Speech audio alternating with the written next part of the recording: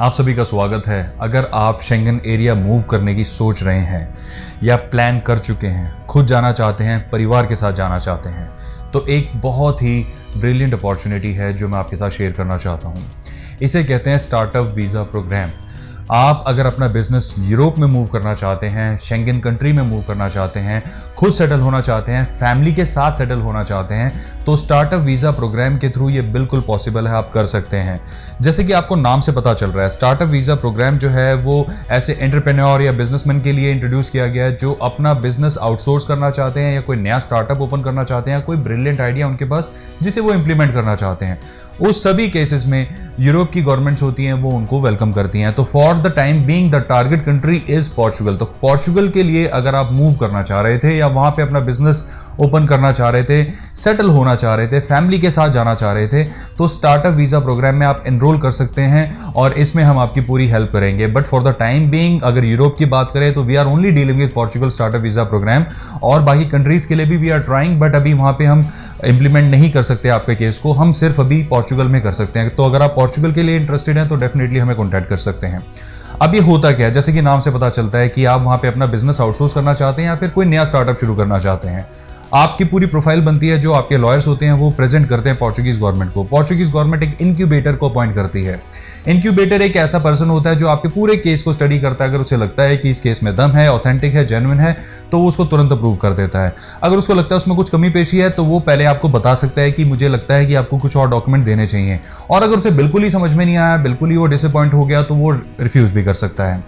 तो अगर अप्रूव हो जाता है तो डेफिनेटली तभी वीज़ा मिलता है। अगर वो रिफ्यूज़ कर देता है तो वीज़ा मिलने के चांसेस थोड़े से कम हो जाते हैं। थोड़े से क्या, बिल्कुल ही कम हो जाते हैं, आपको फिर रीअप्लाई करना पड़ता है।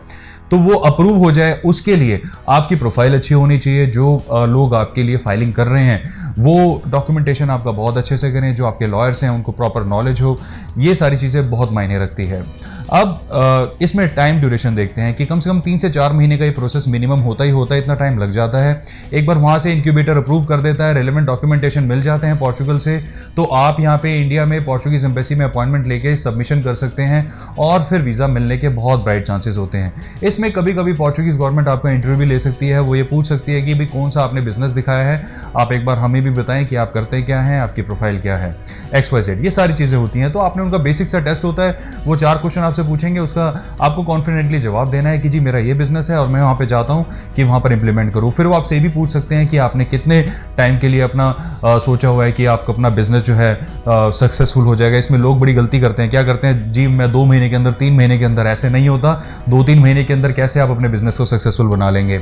आपको थोड़ा सा लंबा टेन्योर लेकर चलना होता है कि जी मेरा 5 साल का टारगेट है कि मैं 5 लाख यूरो को टच कर दूं, टर्नओवर को, ईयरली टर्नओवर को मेरा टारगेट ये है। तो इस तरीके से आपको कुछ टारगेट डिफाइन करने होते हैं। ये सारी हेल्प आपके एजेंट आपके लिए कर सकते हैं, आपके लॉयर कर सकते हैं, या सिंपली आप हमारे पास आ सकते हैं, हम कर सकते हैं।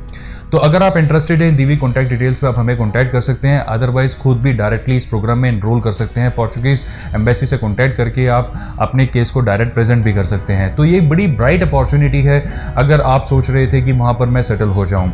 इसमें कुछ चीज़ों का आपको ध्यान रखना पड़ेगा। सबसे पहले तो आपका कोई क्रिमिनल रिकॉर्ड ना हो, दूसरा किसी भी तरीके से कोई मेडिकल इश्यूज़ आपके साथ ना हो, थर्ड किसी कंट्री ने आपके ऊपर ट्रैवल बैन ना लगाया हो, फोर्थ किसी एम्बेसी ने कोई वीज़ा बैन ना लगाया हो आपके ऊपर, और रिसेंटली आपका कोई वर्क वीज़ा का केस सबमिशन में ना गया हो।